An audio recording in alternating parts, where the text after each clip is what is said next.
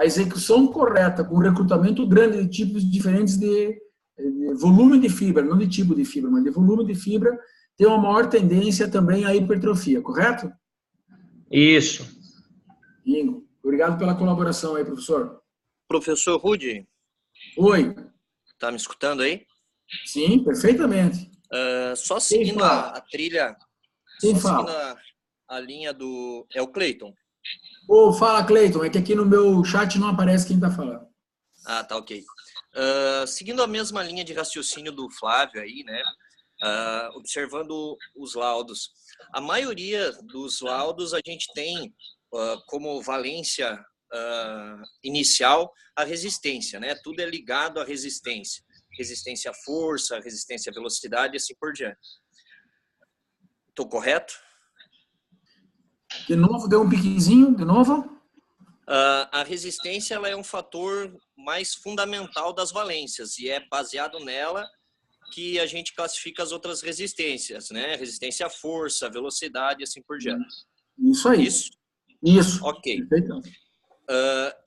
Em se tratando assim do gráfico, não seria interessante, até para título de observação mais interessante, deixar a questão da resistência ao topo desse gráfico, dessas linhas, e assim facilitar a observação com relação à resistência e qual é o fator que está em mais desenvolvimento, que nem nesse caso aí a resistência está em alta, com coordenação.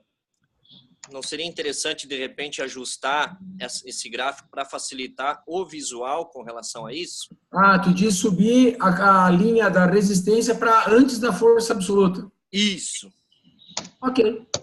Vamos estudar aqui com marketing para ver isso do ponto de vista, se isso é uma situação pontual, desejo seu, ou se isso realmente é uma situação que qualificaria para todos esse visual. Nós acreditamos que, como a gente primeiro identifica figuras, depois as linhas, a gente colocou a resistência no final justamente para isso. Qual é a valência que eu tenho preferência? Isso, essa. E eu tenho alta ou baixa resistência para essa velocidade. Ok. E só seguindo essa questão desse laudo em específico, né, também trabalhando na linha do Flávio aí, normalmente a questão da hipertrofia, por o indivíduo ter uma alta coordenação e resistir bem a essa coordenação, a gente pode trabalhar dentro da técnica de movimento, dentro da academia, os movimentos mais lentos, mais coordenados, com uma carga mais leve e por mais tempo. Isso vai gerar, né, um gasto de energia maior, sendo que a teoria para hipertrofia é você estimular a falha muscular, né? Dentro da musculação é assim que a gente trata. Então, colocando a falha muscular pela resistência e movimentos coordenados e com baixa carga. Teria um maior trabalho, né, Cleiton? Isso aí. E não sei se eu estou correto, mas maior trabalho, maior gasto energético. Também, até porque essa é a teoria. Quando nós falamos em física pura, essa é a teoria do trabalho. Isso aí. Essa é a teoria do trabalho. Mais trabalho, mais gasto energético. Energia é tudo aquilo que gera trabalho. O contrário é verdadeiro. Quanto mais trabalho, mais energia. E automaticamente você coordenando essa resistência à força, né, no caso do treinamento de musculação, melhor dizendo, você, com características hipertróficas desse tanto, vai desenvolver mais a hipertrofia, com certeza. E também tem isso, Cleiton, essa sua observação é fantástica, que é o seguinte, a alta resistência também é relativa. O que eu quero dizer com isso? Se eu faço baixa carga, eu consigo fazer muitas repetições. Mas entre Rudy e Cleiton, se eu faço alta carga, 4 repetições, e você consegue fazer 8, a sua resistência é muito maior que a minha, é o dobro da minha. Mas foi só 8 repetições. Mas para essa carga, você foi muito resistente. Isso aí. Ok. Perfeito. Era isso, professor Cleiton? Não, só isso mesmo. Ok, era isso, professor Flávio. Mais aí. Sim. Muito obrigado. Muito importante. Podemos partir para o próximo? Vamos lá. Ok, então, ó, lembrando, né? Esse é um indivíduo altamente. Esse professor Rogério é um indivíduo muito bom para a sua modalidade esportiva, por exemplo. É um indivíduo muito coordenado, com muita resistência. Quem seria melhor que esse cara? Melhor que esse cara, só um cara que tivesse dividido entre presilhas e verticilos com muita linha, ou seja, um indivíduo muito ágil, é um indivíduo muito veloz, muito coordenado, muito resistente. Esse é um indivíduo muito bom para o raquetebol, não é verdade, professor Rogério? Lhe parece isso como sendo verdade? Está me escutando, professor Rogério? Eu acho que não, ou travou lá o... Aí. É isso mesmo, professor Rogério?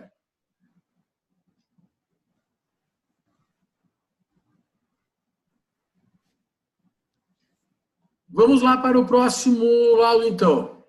O próximo laudo é um laudo muita verticilo, ou seja, uma quantidade muito grande de coordenação motora, no entanto, baixa quantidade de resistência, baixa quantidade de linhas. Então, estimados, esse é um típico do indivíduo excelente para os saltos ornamentais, por exemplo, para saltos sobre o cavalo. Esse é um indivíduo extremamente coordenado, mas de baixa resistência. O que ele vai fazer na academia? Exercícios combinados complexos, no entanto, com treinos muito curtos. Nesse sentido, o professor Flávio e o professor Cleiton também podem colaborar com exemplos do que são exercícios que exigem muita coordenação na academia e que, no entanto, nós poderíamos fazer isso por treinos curtos, treinos de 35 minutos, 40 minutos na academia. O que poderia ser exemplos aí, professores, de exercícios bastante combinados? Na minha cabeça sempre vem um indivíduo em cima de um bozu fazendo agachamento e, ao final desse agachamento, ele faz um bíceps martelo, por exemplo. É um exercício combinado que exige uma certa coordenação motora e que pode desenvolver nesse indivíduo essa habilidade, essa potencialidade que está marcada, apontada no laudo dermatoglífico dele. Bom, Rudy, de acordo com a sua observação, o buzu já é um pouco de exagero, biomecanicamente falando. Mas, assim, normalmente, se for um indivíduo que tem essas características, se observa que ele pode fazer exercícios combinados, né? Então, desde você pegar por segmento, né? Tipo, sair de um agachamento e fazer um afundo, sair de uma rosca bíceps para um desenvolvimento, ou também fazer a inversão, trabalhar membros inferiores e superiores em uma sequência também coordenada. Eu acho que ele trabalharia bem a movimentação nesse sentido. Trabalhos unipodais também, hein, Cleiton, professor? Ótimo, excelente exemplo. Até porque trabalhos unilaterais, né, exigem ainda mais coordenação e equilíbrio, né? Então, vai trabalhar esse tipo de indivíduo é interessante também. Ô, Cleiton, é interessante que você colocou a questão do bozu, que o professor Rudy também colocou. Eu volto a falar da questão da quilagem, do peso. Se nós pensarmos em força coordenada desse indivíduo em cima de um bozu, nós não podemos trabalhar com muito peso, porque nós estamos visando a força coordenada dele. E eu vejo, às vezes é isso, você colocar uma pessoa em cima de um bozu e fazer um agachamento com uma barra, por exemplo, e com muito peso, querendo trabalhar uma outra manifestação de força. Nessa situação de bases, né, que geram uma certa instabilidade, dentro da musculação, assim, é muito questionado, né, até porque a gente prioriza sempre a qualidade de execução dentro da biomecânica. Mas é que nem o Rudy falou, a senhorinha que vai lá só para poder subir e descer a escada, ela não vai fazer um agachamento lá completo, enfim. Então, cada situação é uma situação, né? Sim. De repente, a pessoa tem já uma certa instabilidade articular ou algo semelhante. Quanto mais a base dela for fixa, melhor. Um cara do surf, por exemplo, né, Cleiton? Como? Um cara do surf, por exemplo? Isso. Pô, se ele é surfista, ele vai trabalhar em cima disso. Eu vejo também, Cleiton, que o trabalho em cima de bases instáveis, e o professor Juan Manuel Garcia Manso, da Espanha, é um gênio sobre isso, ele fala muito sobre o tropeço. Trabalhar em cima de bases estáveis pode não ser biomecanicamente a coisa mais linda do mundo para o fisiculturista, mas para o senhor que tropeça na rua e que precisa recuperar o seu equilíbrio, ter trabalhado sobre bases instáveis gera a qualidade de recuperação e equilíbrio mais rápido nele. Porque o sistema neurológico dele lhe deixa mais apto à recuperação do equilíbrio, ou seja, como é que eu faço a retomada de equilíbrio constantemente? Nesse sentido, a funcionalidade do treinamento ganha muito valor dentro do treinamento personalizado. Sim, sim, lógico. Olhando pelo lado de atletas, né, a gente vê isso como algo abominável. Mas em termos de situações rotineiras, com aquela senhora, com uma reabilitação, por exemplo, pós-cirúrgico de joelho, a qual já fez um processo recuperatório na fisioterapia e é encaminhado para atividade física na academia, isso é muito válido, né? Então, cada situação é uma situação, logicamente. E a estabilidade da base, ela gera também um recurso de fibras musculares maiores, né? No ganho de... Isso são teorias, né, Cleiton? Então, eu sei que você está seguindo uma teoria, mas eu queria contrapor a teoria, que é para o ganho de força, as bases instáveis parecem não ser muito bem-vindas, né? Fazer flexão no solo é muito mais produtivo do ponto de vista de ganho de força do que fazer em cima de uma base instável. Agora, do ponto de vista de ganho de massa, por exemplo, ou de ativação de diferentes fáscias do grupo muscular, trabalhar em cima de bases instáveis é bastante empolgante, com bastante resultado. Nesse sentido, recomendo muito a leitura de Juan Manuel Garcia Manso. É um pesquisador espanhol. E um outro pesquisador espanhol muito bom, que é o Collado, que falam sobre quando utilizar instável, quando não utilizar instável, para que fim. Nesse sentido, é muito legal mesmo. Muito legal mesmo. Isso, justamente. Cada caso é um caso, né? E para recrutar mais fibras musculares, bases estáveis, automaticamente gera uma certa hipertrofia. Foi mais ou menos isso que eu falei. E importante lembrar também desse leque gigantesco de pessoas que nos procuram na academia, né? Hoje, para nossa total satisfação profissional, o volume de pessoas que estavam paradas em casa, num canto aí, navegando em rede social ou zapeando de canal em canal, estão invadindo nossos ambientes de trabalho, procurando simplesmente fazer o caminho de Santiago da Compostela, passear com os seus cachorros ou jogar seu netinho para cima e pegar de volta ele. Nesse sentido, esse arsenal gigante que nós temos de possibilidade de treinamento cai muito bem mesmo. Então, que legal essas nossas trocas aqui. Eu sou apaixonado, completamente apaixonado por isso. Vamos para o próximo, então. Nós temos aqui uma mescla, olha. Esse aqui é o nosso último laudo aí que nós vamos ver para não protelar demais. É isso, Marcelo Mafra? Deixamos um pouquinho para o quero mais das próximas aí, para o pessoal também não cansar de cada encontro e dizer, eu não vou participar do encontro porque é muito longo. É isso aí, Rudy. Nós temos que deixar o gostinho de quero mais. Pronto. Então, fazemos esse aqui, o último laudo. Aqui no Brasil já é 15 para as 11, então vamos lá. Nós temos... se bem que Mato Grosso do Sul é Brasil e não é 15 para as 11, né, Flávio? Também, desculpa aí, foi mal da minha parte. Foi mal da minha parte, desculpa aí. Tranquilo. Nós temos aqui 5 presilhas e 5 verticilos, o que nos dá uma agilidade gigantesca. E nós temos 189 linhas, olha que espetáculo. Nós temos dentro do rango de máximo de resistência e o máximo da agilidade. Não podemos esquecer que sonho de consumo de qualquer pessoa aí, 74 também para velocidade, 74 para coordenação motora.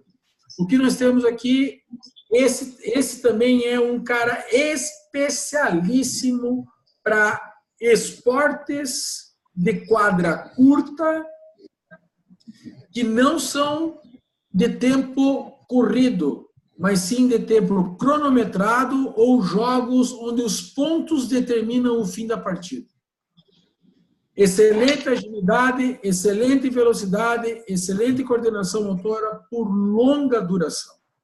Então vejam, senhores, repetindo, esportes cujo tempo, esportes de curta duração, de curto espaço, esportes de quadra pequena, futebol, salão, basquete, vôlei, handebol, tênis, squash, esportes em que o tempo não é corrido, como futebol de campo, e sim cronometrado, como futebol de salão, como basquete, ou ainda que o determinante para o final do jogo é a pontuação do jogo. Esse é um indivíduo típico para esses esportes, por exemplo. Okay? Também é um indivíduo muito bom para provas combinadas de longa duração, quais sejam pentatlo, decatlo e assim por diante. O triatlo já vai exigir um pouco mais de velocidade, então é preferível ter 7 presilhas por 3 verticilos, 8 presilhas por 2 verticilos. Aí nós temos um cara bom para o triatlo, porque ele precisa de muita velocidade, diferente do decatlo, que tem provas curtas, provas de força, provas de agilidade, provas de coordenação motora. Portanto, esse é um indivíduo bom também para o pentatlo e o decatlo. Okay? Na academia, esse é o indivíduo para muitos exercícios utilizando escada no solo, cones, vai e volta, e que demorem muito no seu treino. 1 hora, 1h10 é um treino longuíssimo para esse indivíduo. Alguém gostaria de fazer alguma consideração sobre esse laudo ou sobre possibilidades de prescrição para esse indivíduo ou ainda dúvidas sobre esse laudo? Professor, diga-me. Nós, quando pegamos um laudo com essas características aqui, utilizamos muito a questão também da aceleração, né, que parte dentro da velocidade ali, que uma agilidade tremenda, as mudanças de direção, né? Nós trabalhamos também aí, nós acreditamos muito na questão de você trabalhar essa velocidade de reação também, de fazer o indivíduo compreender um pouquinho isso, porque a gente não dá para pensar na velocidade nesse indivíduo aí, somente na velocidade, né? Nós temos que pensar nas manifestações dessa velocidade aí. E com toda essa agilidade aí, você deixar um cara desse aí parado dentro da academia, sem fazer movimentos de deslocamentos laterais, frontais, de costas, então ele sente muito prazer em fazer esse tipo de movimento. Um exercício também que a gente também pode, assim como os esportes importam treinamento da academia, a academia também pode importar preparação física. Por exemplo, os indivíduos que ficam de frente para o personal joga a bola de vôlei na parede, ele tem que girar e pegar a bola de volta, entende? Sim. Isso gera agilidade, tempo de reação, velocidade e coordenação motora. Sim. E você pode incluir tantos outros desses, por exemplo, treinamento de goleiro é um treinamento de altíssima agilidade. Dá para importar muito disso. Como hoje o nosso arsenal de implementos e equipamentos de uma academia é muito variado, nós estamos fugindo de só ter leg press, só ter abdutor, só ter o voador. Nós temos muito mais opções dentro de uma academia hoje. Nós podemos brincar muito mais com a diversificidade de possibilidades de tipos de exercício dentro da academia. Isso é um grande salto que nós precisamos dar urgentemente também. Até no espaço das academias, eu vejo que um indivíduo, você tendo um indivíduo desse na mão, você tem que ter uma área bem interessante para fazer esse tipo de trabalho. Exatamente, exatamente. As academias que trabalham, partem no seu estúdio, partem em parques, partem em vias públicas, praia, trilhas, são pessoas que podem ter ainda mais, se você tem essa possibilidade, aproveite, saia do espaço comum, gere novos estímulos no indivíduo, gere mais repertório motor no indivíduo e você vai ganhar muito mais indivíduos na mão também. Você vai ter se sentir muito mais realizado profissionalmente. Exatamente, Rudy. Aqui a gente já está vendo um novo espaço para a academia, justamente para a gente ter um espaço para esse tipo de atividade, não só em máquinas de musculação. Hoje as academias que estão só com esse tipo de ferramenta de trabalho estão perdendo dinheiro, estão fadadas ao fracasso, haja visto que a evolução dentro dessas atividades diferentes, atividades funcionais, está muito em alta, e a gente já havia conversado isso sobre as academias aí em Joaçaba, a qual você frequenta, que tem espaço, que tem um atendimento diferenciado. A gente já está buscando espaço, provavelmente ainda esse ano a gente já troca o espaço aí para ter uma área justamente para esse fim, para trabalhar dentro e em cima dos laudos dermatoglíficos. Perfeito. Estimados, alguma consideração, alguma pergunta, algum questionamento que a gente possa aí compartilhar com os colegas, ou que eu possa, na medida do possível, respondê-los? Estou abrindo o chat aqui para ver se alguém se manifesta. O Kleber. Professor Flávio, sobre a estabilidade, além do caso citado pelo professor Rudy, para o goleiro do futebol, pode ser uma estratégia para que o mesmo recupere equilíbrio rapidamente, tendo que se recuperar para possíveis defesas quando já está no chão? Eu também só tinha ouvido críticas a esse respeito. Professor Flávio, parece que essa pergunta é para o senhor aí. Trabalhar com bases instáveis pode colaborar na recuperação do equilíbrio do goleiro? O meu voto é completamente sim. Sim, eu também votaria assim. E nesse caso, recomendo profundamente a leitura dos trabalhos de Garcia Manso, consultor do Barcelona Futebol Clube, professor da Universidade de Las Palmas de Gran Canaria, na Espanha, e ele é um indivíduo muito que considera muita possibilidade de trazer bases instáveis para dentro do treinamento em casos específicos. Em casos específicos. Rudy, nesse caso aí da pergunta, também o trabalho em cima de bases instáveis pode também melhorar a questão de risco de lesão, principalmente para atletas? Sim, mesmo porque você acaba trabalhando muito mais os músculos que mantêm a estabilidade do corpo sobre o pé. Imagina um jogador de futebol de campo que está trabalhando, está jogando bola, é o trabalho dele, e ele pisa sobre o pé de outro atleta. Se eu tenho a minha instabilidade do pé fortificada, a minha chance de lesão é menor. Se o meu pé sempre trabalha no plano, quando eu piso no não plano, o meu corpo não está tão preparado como se tivesse o tempo inteiro trabalhando, ou melhor, numa parte do treino trabalhando com o não plano. Isso faz diferença. Isso faz diferença, acredite.